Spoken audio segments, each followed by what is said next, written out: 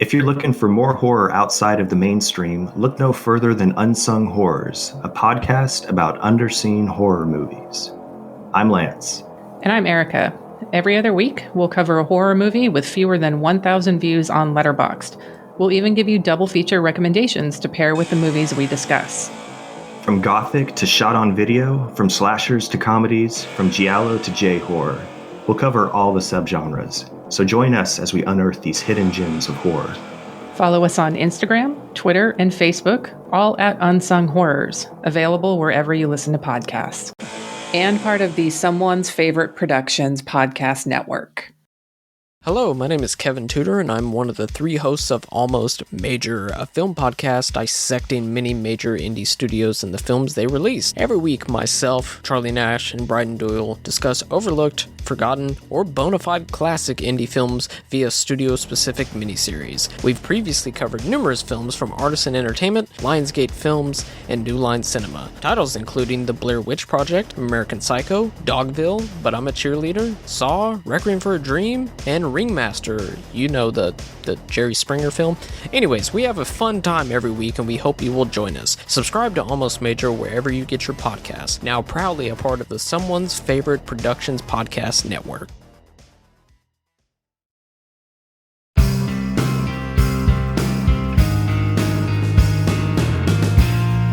Weirding Way Media.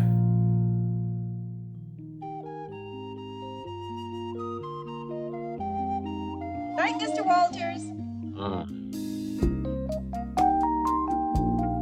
You see that guy over there? Now, he's an actor. The guy on the phone, he's a prize fighter. Me, I'm a cab driver. I'm the only cab driver in this place.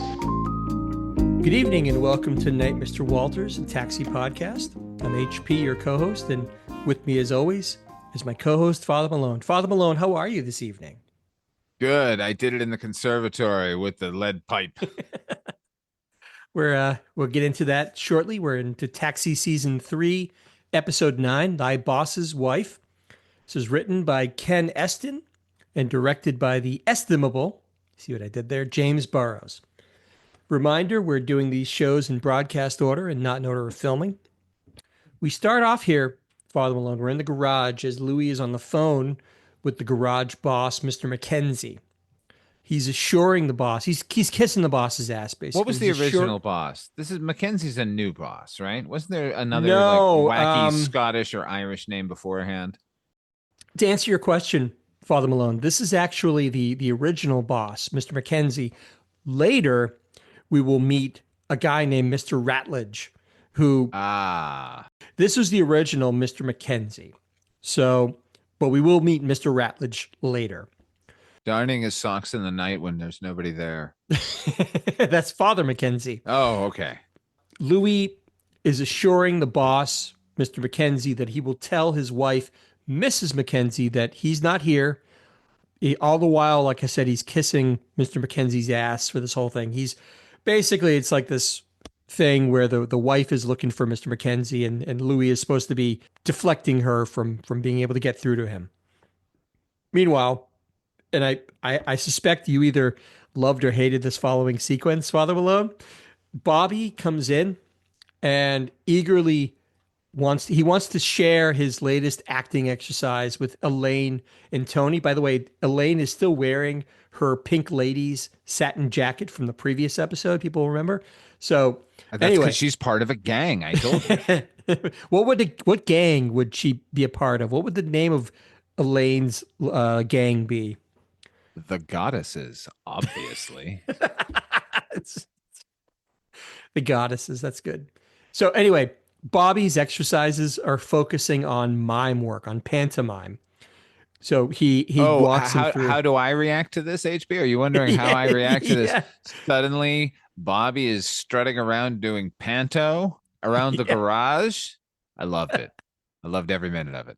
It's great, isn't it? Yeah, it's fucking fantastic. I could have watched if he was doing it in the back of every scene of this show for the rest of the show, I would be okay with it. He's not bad. He does the usual, like he kind of walks into the wind. His walking in the wind, I thought was really good, actually. It was. It's better than with Man in Glass Cubicle, I thought, but that's not terrible. No, the Man in Glass Cubicle is bad. It's only bad when he starts feeling the ceiling of it because he's never consistent where that ceiling is. You're right. Bobby is not quite that well schooled in it, but he's going through these exercises. Like I said, he does Man Walking in the Wind, and everybody's delighted with it. And then finally, he goes to Man in Glass Cubicle. And at this point, Jim shuffles over and he's confused about this glass cubicle that he now apparently can see is in the garage. And this isn't the last time we'll hear about this, but How long has that been here? It's he asks like, can Bobby hear him in there? Like he thinks there's a real glass cube that he's frolicking in. So anyway, that takes very little time. The cabbies take their usual spots at the poker table. Mrs. Mackenzie now makes her entrance, much to Louie's panic. She is played by Eileen Brennan. Oh, man. I love Eileen Brennan. Yep. This is a callback to what you said up top. She's probably best known to some people listening for her Oscar-nominated turn. I forgot she was nominated for Private Benjamin. Oh, whoa. Are you saying most people know her for Private Benjamin? Are you assuming everyone is as old as us? People know her as Mrs. Peacock from Clue. What the fuck are you talking about? I was getting to that. Most people would know you're getting to it. Here's the thing. Like that is clearly the pinnacle of her professional career. So I stand by that, Father Malone. I mean, she was up for a fucking Oscar. That doesn't happen very often. Good for her. Do you remember? I think the pinnacle of her career was as Mother in the movie FM. I love her in FM. She could pass for a real DJ. She's so good. She's so smooth. She's maybe the best thing about that whole movie. Her and Martin Mull, actually. They're both fantastic in it. And I am being dead serious. I love that movie. You should check her out. She did a movie. Her first movie was called Divorce American Style from 1968. She's fucking hilarious in that. Check that one out sometime. I, and certainly Father Malone, prefer to remember her best as Mrs. Peacock in 1985's Clue, as well as Tess Skeffington in 1976's murder mystery satire and precursor to Clue, Murder by Death, which is as fine of a double feature as I've ever seen, Father Malone. Murder by Death, followed by Clue. Doesn't get any better. Did you ever see? I'll ask you off air. Did you ever see The Cheap Detective? I did not. I have it, but I have never watched it. It's got Peter Falk, right? It does, and it also has Eileen Brennan, and she sings in it, and you should really hear her sing. I will definitely check that out. I will say I did watch Murder by Death recently. I was telling you this off air with my son, and the first thing he picked up on, being a big Clue fan, he said, "Is that Mrs. Peacock from Clue?" I said, "Yes, it is."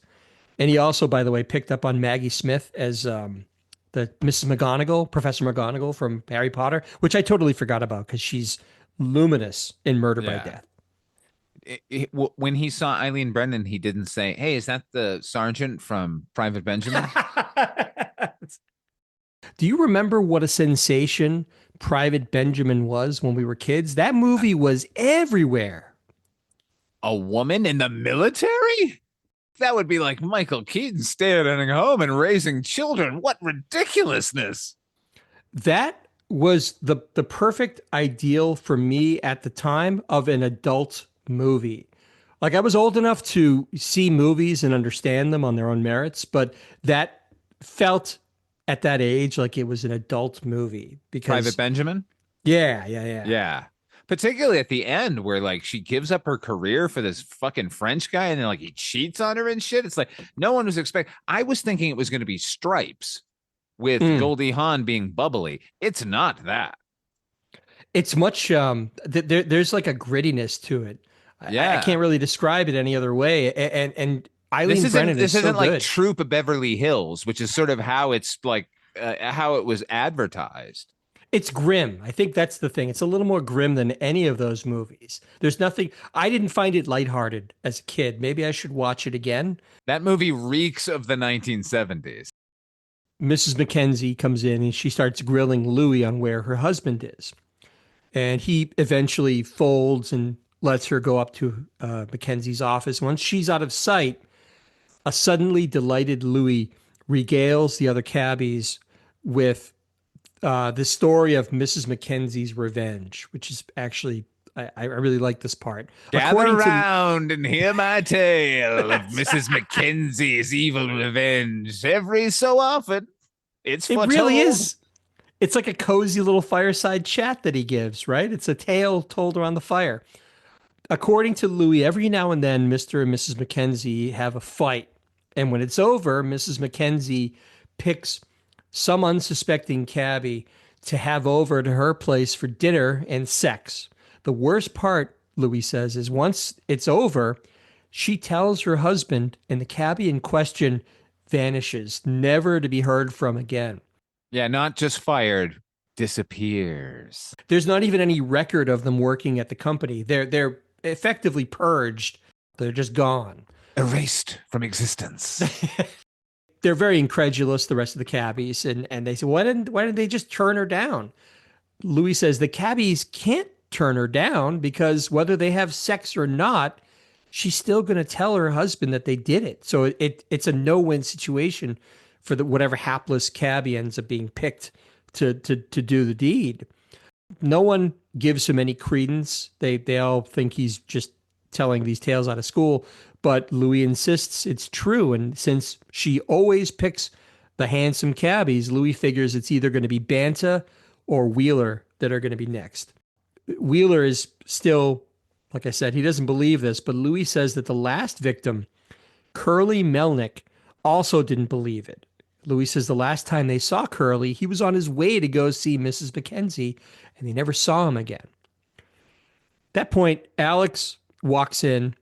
He's complaining about how tired he is. He had a double shift, and he's dead on his feet. He walks up to the second level where the lockers are, and Bobby yells up to him, kind of casually asking him about this Mrs. Mackenzie curse and Curly Melnick, and then just the mention of Curly Melnick causes a panicked Alex to hide in his locker because he now hears that Mrs. Mackenzie is coming out of the office towards him. So he hides.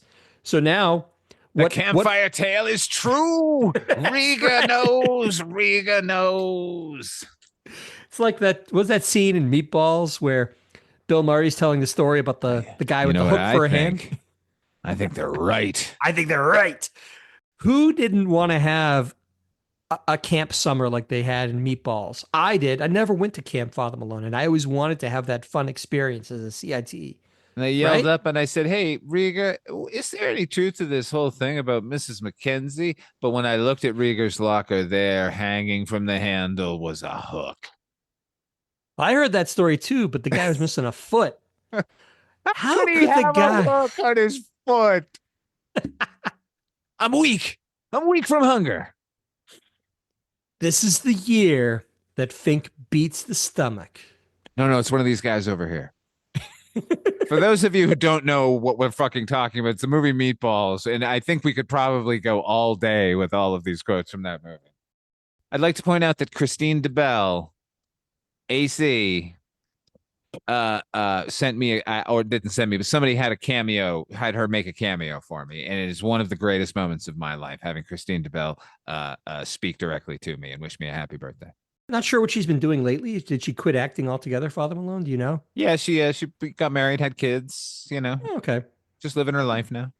Like I said, Alex has retreated in a panic. He's hiding from Mrs. Mackenzie. She comes out.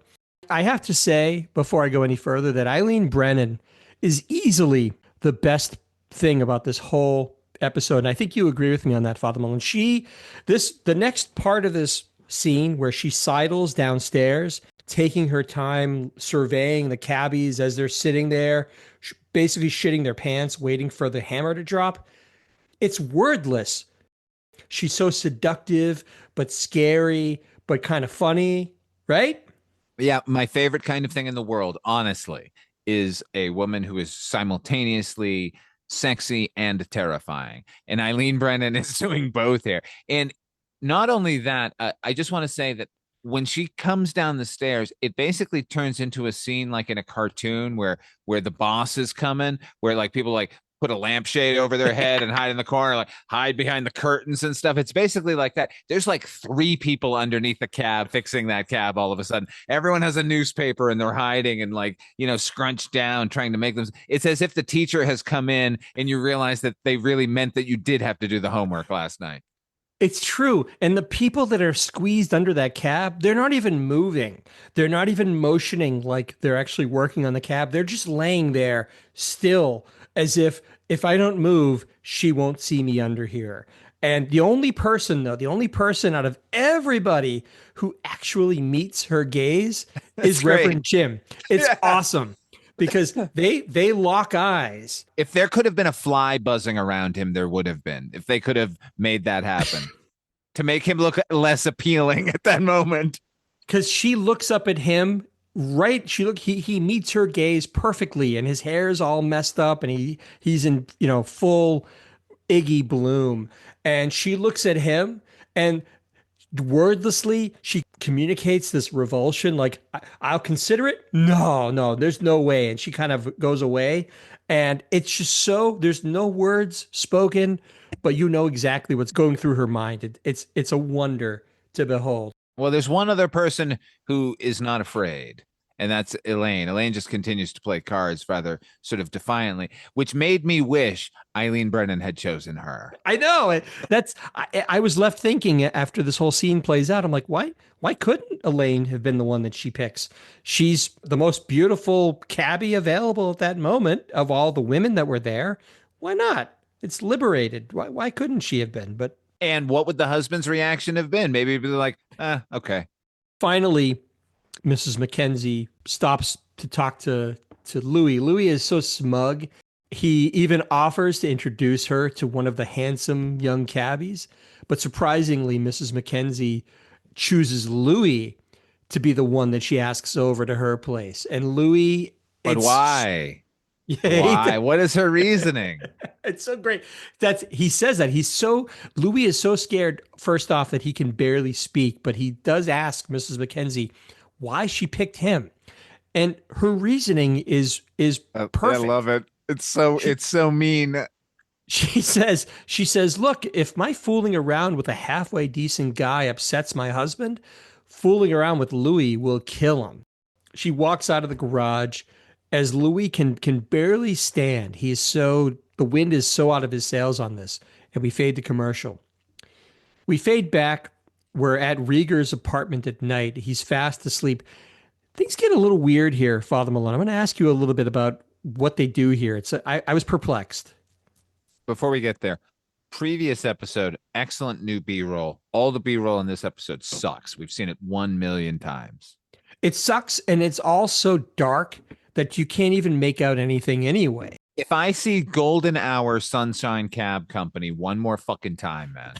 But what I found perplexing about this particular scene is, so we're in Alex's apartment. Like I said, he's sleeping.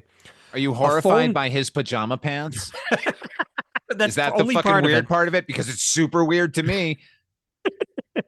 It's only part of it because it almost, for a while, the way it's shot, it looks like he's wearing scrubs, kind of, with a pair of white shorts over them. But it's only because they bunch up in this really weird way. Like, I think he's wearing boxers underneath them. And that's what I'm seeing reflected as shorts. Is that what you're talking about? Yeah, I don't know what he's wearing there. He looks like he's in like season 5 of Project Runway during a fucking avant-garde challenge. I don't know what he's wearing on his lower half. It's some oversized thing, maybe. Just give him a bathrobe if he's going to be like weirdly modest here, you know?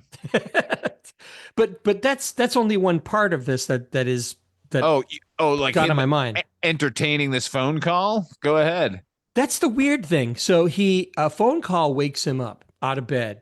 We already know that he's dead on his feet because of the double shift. So he goes over there.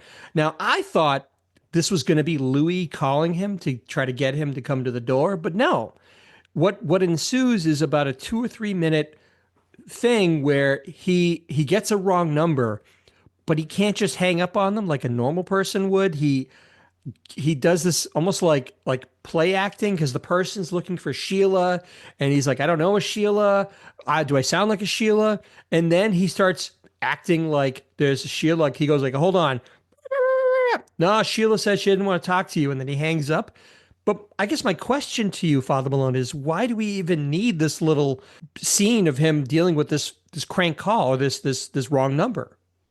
I don't know. I think they're trying to pay off because when Louis walks into his apartment in a few moments, he says, like, it would be rude of me to call. And I guess we're seeing how rude a call could be before that happens, just to reinforce how much worse it is that he's actually invaded the guy's house.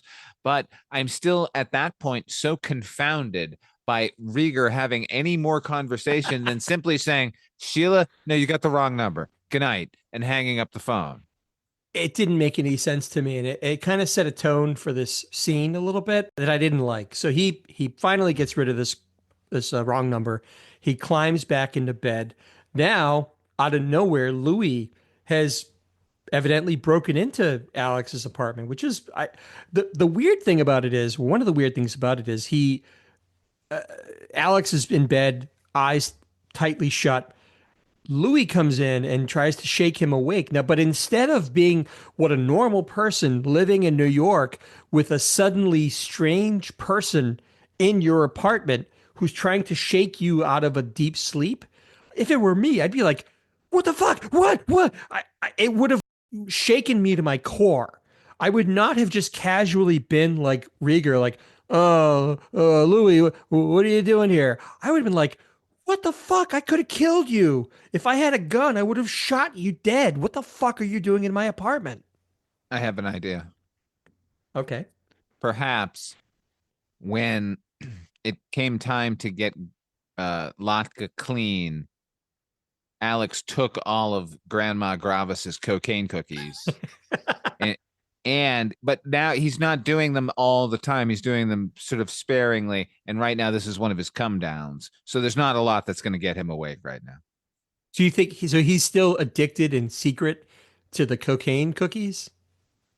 Addicted? I don't know, but I think he's using them and we're seeing the effects of them. I don't know if he's enthralled to it necessarily, but you're definitely going to have a cause and effect. If he had drunk too much, he would also be this groggy. Good point. And maybe that's him covering up for it by saying, like, loudly announcing, "Oh, I've had a double shift. I'm so dead on my feet." Maybe he wasn't. Maybe he didn't work that much at all. Maybe he worked 4 hours that day, and he's going right back to the bar. I guess that makes as much sense as anything. Louis explains that he broke into the apartment, and Alex tries in vain to get back to sleep while Louis is explaining the Mrs. Mackenzie situation. The mention of the curse actually delights Alex. I think he's actually kind of tickled that it's now Louis that the bell is tolled for. And that finally gives him the motivation to kind of get up and listen to Louis' tale. Louis desperate for a way out of this situation. And then what ensues is Alex is kind of pacing, trying to think of ways out of this. And he'll say, I got it. And then he'll go into something like at one point he suggests, why don't you call in sick? But then he says, that'll never work because she saw you as the picture of health when she was in the garage. Then he says, I got it. Go to Mr. Mackenzie yourself. No, that won't work because Mr. Mackenzie will be so offended that you've done this that it'll just amount. So for every suggestion that Alex makes, he's shooting it down himself until he finally says, I'm out of suggestions. You're a dead man, Louis. I cannot help you. Louis is resolute. He says he's a survivor. He'll figure this out, and he leaves. And we fade out. Why do we need the scene at all? Why didn't that just happen at the garage once you know what I mean? Like, once she chose him, like, I'll see you tonight, and leaves. And then, Rieger, what am I going to do? You're dead. What can I tell you? It would have been so much more economical, wouldn't it have been? They wouldn't have had to deal with another set for Alex's apartment. It would have made perfect sense. Once again, Father Malone, it's like you're some kind of writer or something, huh? Interesting. Well, if we didn't have that scene, I wouldn't have known that over Alex's bed, he's got a sea battle painting. Father Malone, no hyperbole. You're a fantastic writer. I'm not at all surprised that you would come up with something that's much more sensical and economical. They should have just talked to Rieger in the garage. They could have done away with all this business about the wrong number and whatever else. I don't know. I don't get it. It's just weird bits of business. Like it doesn't belong. It is weird. So we cut to the Mackenzie apartment where Mrs. Mackenzie is swishing around in a black negligee. This is, I think we've talked about this in the past, Father Malone. These are like these negligees. It's only ever something you ultimately see on television. Like no one really, or maybe it's just something that dates back to burlesque. Rarely do you ever see people who get all dressed up in these negligees. Am I right? I don't know. I've never been a fan of them. I don't understand it. It's like it's the negligee and then like a cover over it. Yeah, like a shawl that's made of the same diaphanous material. Yeah, and like I mean, I can appreciate it aesthetically, and maybe if it was a performer using it or something, but the idea of like this, I don't know. I'm gonna reveal too much about myself. Let's move on. Mrs. Mackenzie opens the door and Louis comes in. And what ensues, this is all going to be boiled down very quickly. Like this scene is a long scene, but what it boils down to is it's a classic cartoon style back and forth where Louis is battling his survival instincts with his animalistic desire for Mrs. Mackenzie. It's sort of like, I can't do this. I will. But you're so beautiful. I can't help myself. No. We shouldn't do this. Oh, but we have to do this. It's this push and pull that takes forever. And it's funny stuff. I don't want to like undersell what's happening here, but I'm just in the interest of brevity or getting down to brass tacks. That's basically what happens in the scene. What we're seeing is what's going on inside John Travolta's mind in the bathroom in Pulp Fiction. It's my boss's wife, and I will be murdered if I go through with this. But I really want to go through with it. It's all very funny, but I don't want to sit here and give a blow by blow when it's all basically the same thing. You basically said what happens, except the bed is amazing. Well, and I'm getting to that. So finally, they're circling each other a few times, and then it culminates in Louis doing a literal swan dive onto her bed. Take me, I'm here. And it is so graceful. It's so funny to see him do that. And actually, another piece from the Loveys book, that bed, if in the episode, that bed is massive. And in real life, they took what was already a king-size bed, Father Malone, and they made it larger, especially for this scene, because you need to have a bed that's going to be big enough for Danny DeVito to swan dive off of a trampoline and make it onto the bed so they can roll around and do some more sort of physical comedy. But ultimately, they are dwarfed by the size of this bed. It's huge.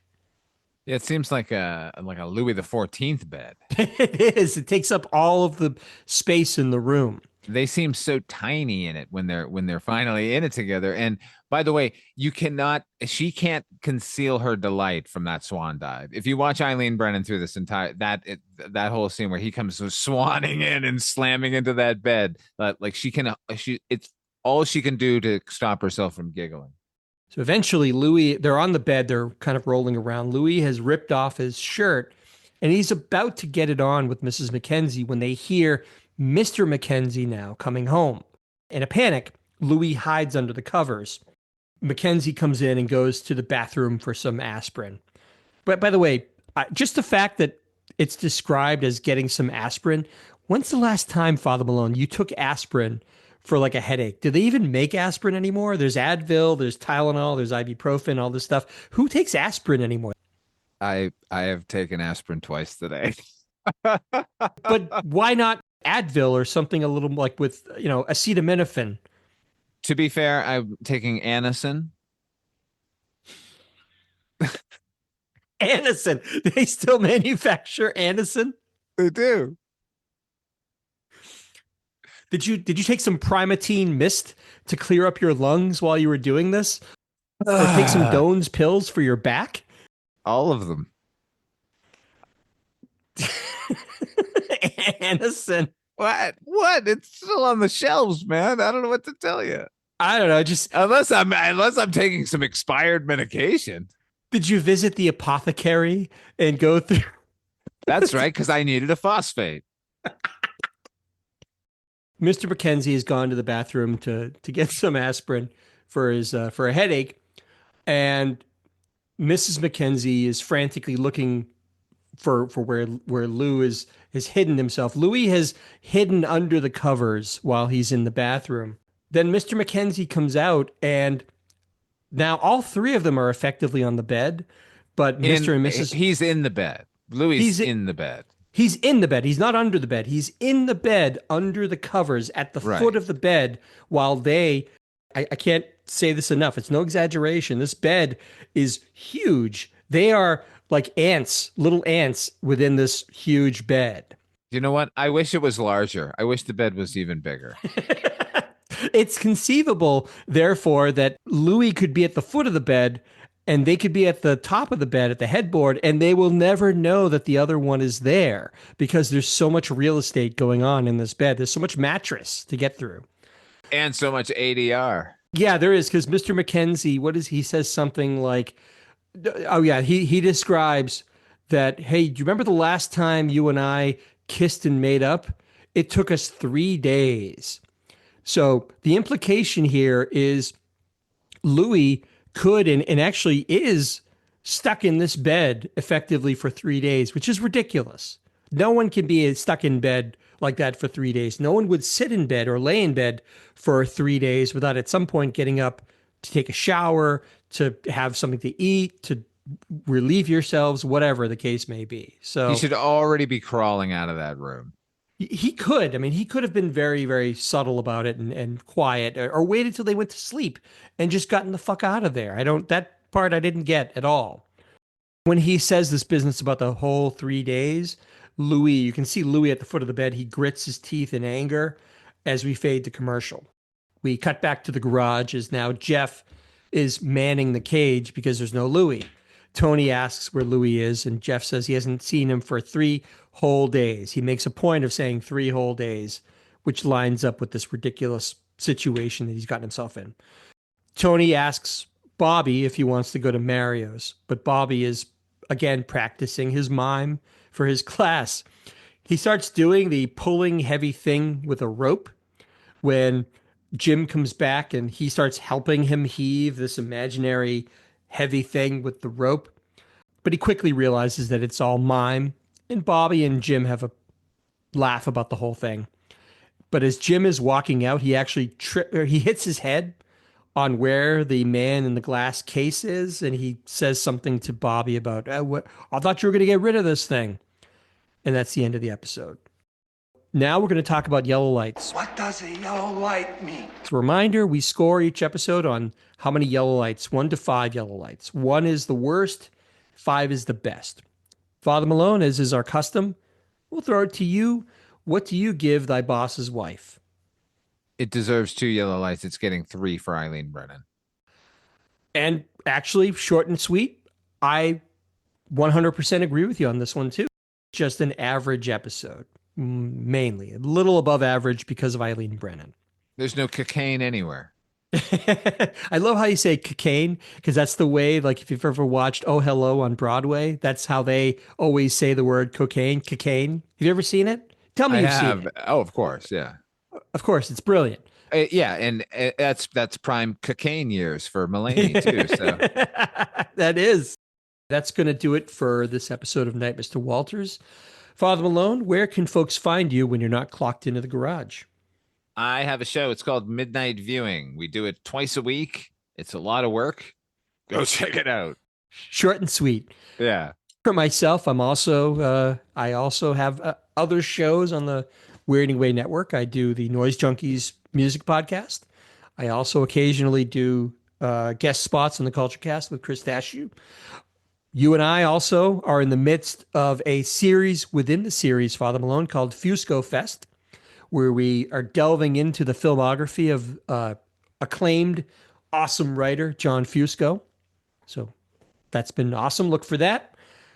And not to mention, I have a Bandcamp site, hpmusicplace.bandcamp.com. So thanks again for listening, folks. Please feel free to subscribe to this podcast, write a review, or rate us. We'd love to hear from you in any way you want. But pursuant to that, please send me an email to hpmusicplace@gmail.com. Tell me if you liked the episode. Tell me you hated it. Tell me you were indifferent. Tell me what your favorite soup is. I don't care. Just get a hold of me. Get to Know Me. Remember that? Yeah, I do. It's my favorite soup. Yeah, that's a tough one. 3 words. Because I Matzo have ball soup. Oh my God. See, but the thing is, I have pre-gluten free life, and then I have post-gluten free life. Well, yeah, but matzah is a gluten-free product, is it not? It can be. You never know. I mean, I've certainly eaten gluten-free matzah before. You know what? You're right. Traditional matzah I'm seeing here does contain gluten. So Yeah, and the thing is, if I'm gonna get matzo ball soup, I'm getting traditional matzo ball soup, so that's out of the running these days. Mm-hmm. A lot of soups are out of the running for me these days. So what is top of the list with the gluten thing?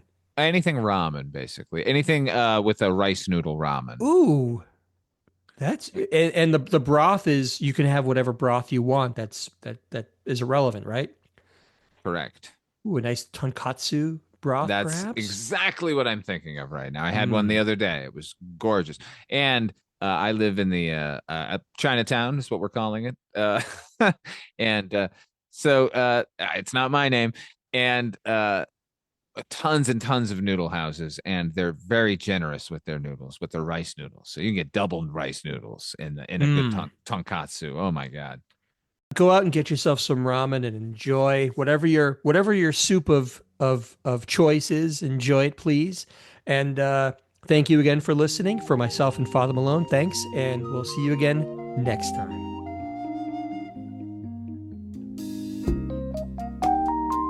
Night, Mr. Walters.